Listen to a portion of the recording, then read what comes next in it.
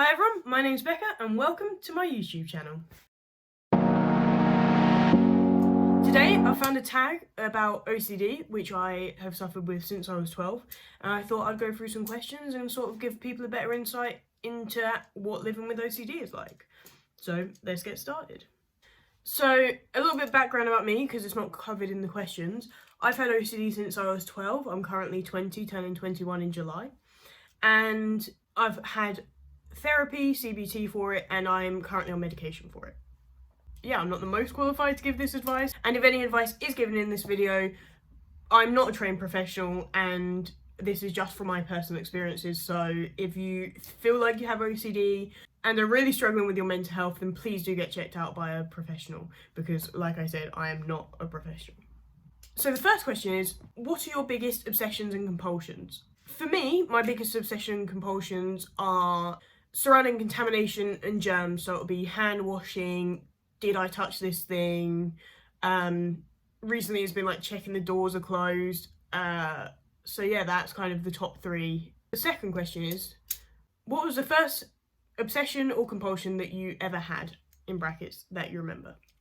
I think it must have started with intrusive thoughts. So I remember being young and having thoughts that made me feel really guilty inside, and feeling like I had to tell my mum about them.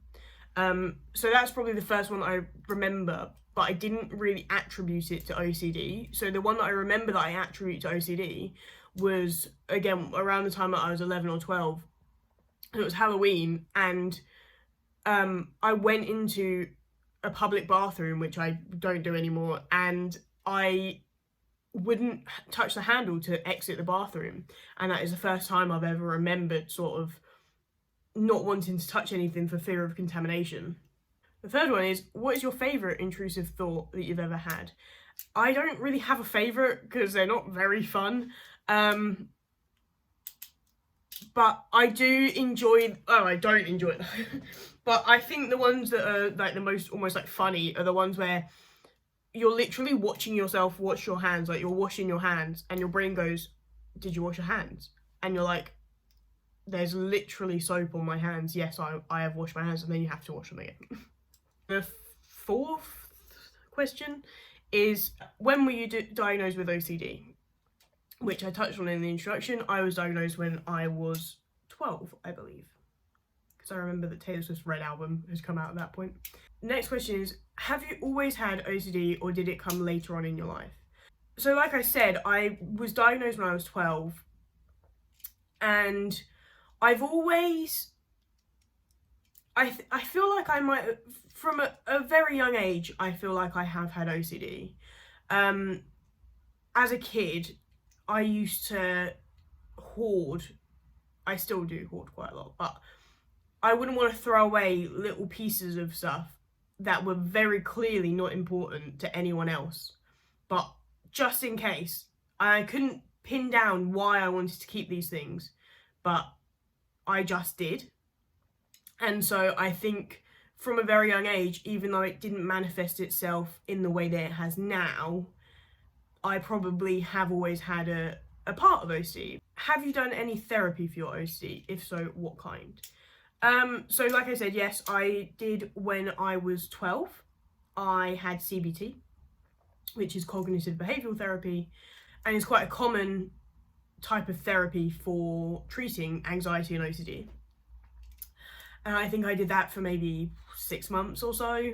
And then when I was in my second year of uni, I had online sort of CBT therapy, and then I got put on medication after that, because I think for me in my life stage that I was at, and sort of my headspace that I was at, therapy wasn't the thing for me at that time. But it's definitely something that works for people, and maybe will work for me in the future, but just not at that time in my life. What is the obsession that is hardest to resist? I think the obsessions that are hardest to resist are the ones that are the easiest to fix. So for example, if my brain is saying, oh, you didn't lock the door, and even though I know that I did and I've already checked that I've locked it, it takes me 5 seconds to go and check that I've locked the door. So I think they're the hardest to resist because they're such an easy fix, and you'll get that relief from your anxiety so easily that it's almost like, why would I put my brain through this turmoil when I could be done with it in 5 seconds?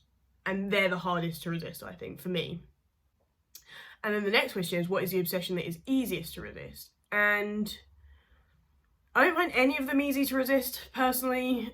I feel like what I've learned by having OCD is that I have lack of self-control, and anything that makes my life easier, I will sort of do, such as check-in or washing my hands again.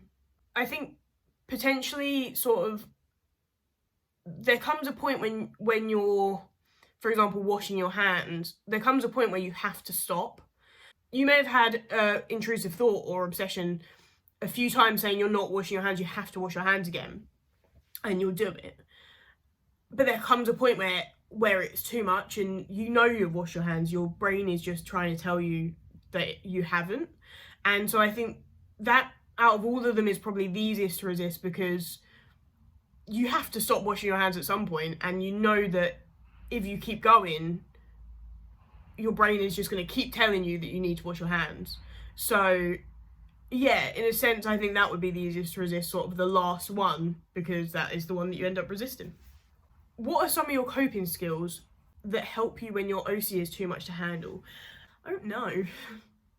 I think a lot of the time I look to other people to help me. So my girlfriend or my mum, when I was a kid, sort of used to be one of my coping mechanisms. I'd tell them and they'd sort of reassure me, which isn't a good coping mechanism. It just feeds the OCD. But, you know, as a kid, you want the easiest fix, and that is the easiest fix for me. I sort of fiddle a lot. So I'll do this with my fingers, or like tap my foot, and sort of something to get my nervous energy out, like my anxious energy that is sort of being caused by the OCD. So they're a bit naff. They're not really coping mechanisms, but yeah, I think that's the only thing that really I can think of. Do you have a name for your OCD? Would you call it? I don't, but I do think giving things names and stuff like that can be a very good coping mechanism and can help a lot of people. So I'm not trying to sort of slate anyone that does give their OCD a different name or anything. It's just personally not what I do.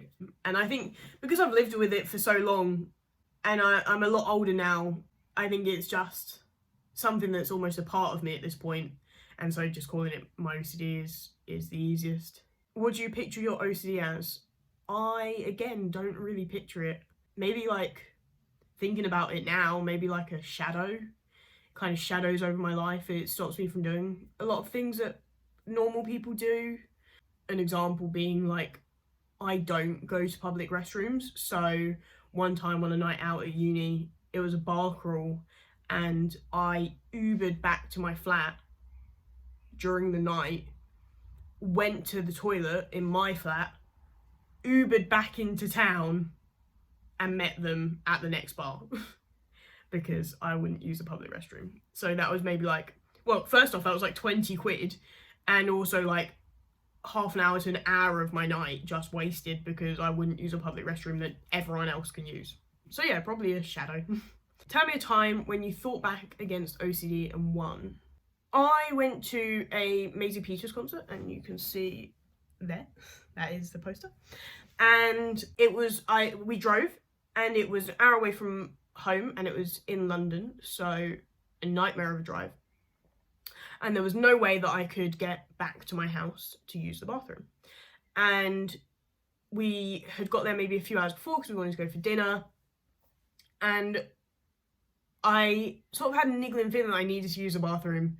And I could have held it, but I would have been uncomfortable for the whole night, and I was so looking forward to this, and it was just gonna be a great night, and I just didn't want to feel uncomfortable the whole night or worry that I needed the bathroom. So I did use a public restroom, but I think that was aided by the fact that it was Westfield, but not the Stratford one. It was the other one, which is, I think it's White City, and that is like one of the poshest and like nicest shopping centres like in London. So the toilets were really nice. So yeah, I fought back against it and won that time. I did cry a lot, and people were probably like, why is this girl in the bathroom crying? But I did it, so I mean, winner. And the last question is, what are your tips for people struggling with OCD? Don't bottle it up. Talk to people about it, but try not to use it to feed your OCD, but definitely if you're struggling with it on your own, talk to people. Get help. So try talking to someone. It might not be what you need at the time, and that's totally okay. You can always go back to therapy or just talking to people, but give it a go because it might really help.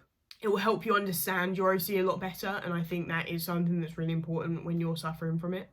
Think of other steps. So if the OCD isn't helped by getting therapy, talk to your doctor about medication or other options. Know that medication isn't a complete fix. So I'm on 20 milligrams of citalopram every day, and I still have a lot of OCD tendencies. That's understating it. I still have OCD.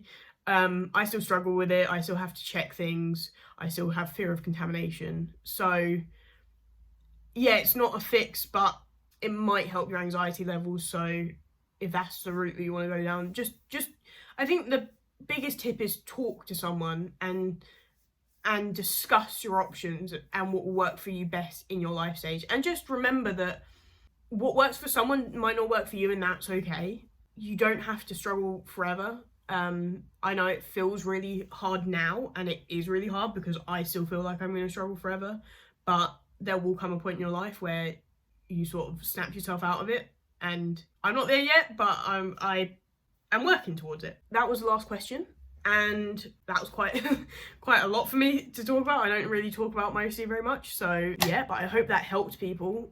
Yeah, I just hope that, you know, if you're struggling with OCD, just know you're not on your own, and a lot of people struggle with it. It's very common, and it won't be forever. So just sort of push through and talk to people. I think that is my number one sort of piece of advice, is talk to people around you and talk to professionals. Definitely talk to professionals.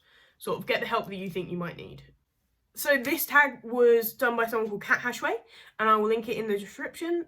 Go check it out. If you like this video, please give it a thumbs up. If you have any questions about my OCD or anything that you want to know about, please leave a comment. And if you want to see more of me, I make videos every Monday, Tuesday or Wednesday, it depends, but weekly. And yeah, so if you want to see more, please subscribe. Yeah, I think that's everything for me, so I will hopefully see you next week. Bye!